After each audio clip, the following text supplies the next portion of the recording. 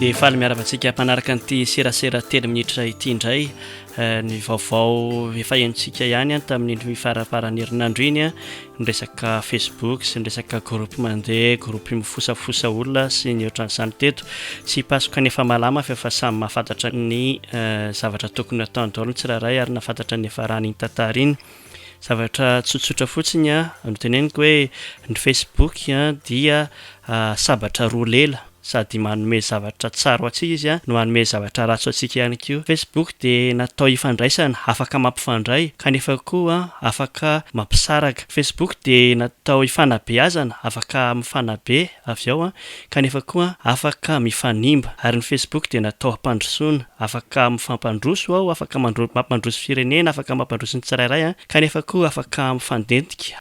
Ny zavatra mampalahelo fotsiny tamin'ny zavatra ohatran'ireny zany ankoatran'ny hoe iza nandeha nigadra, iza no voaspotaka, iza no simba ny fiainany dia manjary ohatran'ny lasa rava zao ilay ady izay natao mba hisian'ny fahafahana miteny. Nivoaka ireny ny article avy amin'ny code de communication dia samy menimenina daholo hoe tsy mety zavatra zany, tsy mety zany fa tokony omena fahalalahana hiteny ny olona, omena fahalalahana aneho hevitra. Kanefa rehefa misy zany ny zavatra kaboraraka ohatran'izao dia manjary rava izay tolona natao izay satria isy hiteny zao hoe hitanareo zany fa tsy mety akory ny zavatra ataonareo, hitanareo zany fa rariny ny fanjakana raha ohatra ka namoaka ny lalàna iny ary izay tokoa ny zavatra mety hitranga amin'izao. Kanefa tsy izay ilay izy fa ny olona tsy mahay mitantana ny zavatra ataony zany, tsy mahay mitantana ny fihetseham-pony. Samy hafa mihitsy ny atao hoe mitsikera ny zavatra azo tsikeraina sy ny hoe mamoaka ny fiainana manokan'ny olona anankiray. Misy ny olona azo tsikeraina ary misy ny olona tsy azo tsikeraina. Gaga tsika mahita hoe maninona i Trump any États-Unis aratsy ny olona anaovany an'izao karazana sary rehetrarehetra zao. Rariny zany satria izy filoham-pirenena manana zo ny olona hitaky aminy ny zavatra tsara satria ny olona no manakarama azy, ny olona no mifidy azy. Zany hoe misy olona zany azonao angatahana zavatra manokana satria manana didy aminao izy. Ohatran'izany ny filoham-pirenena, ny mpanao politika, député,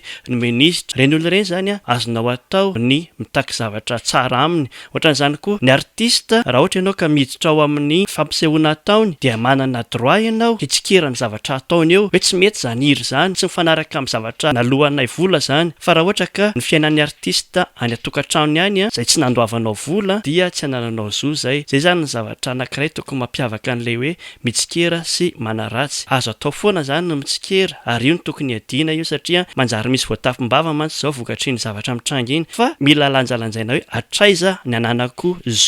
Raha ohatra ka nisy zavatra anananao zo ho tsikeraina no tsy mety dia tokony ho tsikerainao mihitsy satria ianao mandoha vola amin'iny, ianao ny tompon'iny. Ohatran'ny hoe misy asa hampanaovanao olona dia tsy ataony tsara dia anananao zo zay ny mitady zavatra tsara. Fa raha ohatra ka fiainany manokana any izay tsy nisy nidiranao, tsy hoe ianao no nandoha vola dia tsy nisy hidiranao, zay zany ny zavatra lazaiko momba n'ity zavatra mitranga androany ity dia tokony hitohizana hatrany ny olona amin'ny fisian'ny fahalalahana miteny, amin'ny fahafahana maneho hevitra fa mila lanjalanjaina fotsiny koa nefa hoe hatraizany zotsika. Dia izay ny resaka nataontsika tamin'ity androany ity dia misaotra antsika rehetra nanaraka hatramin'ny farany asa dino ny manindry an'ilay sabone raha ohatra ka mbola tsy nanindry ianao. Misaotra antsika rehetra veloma tompoko.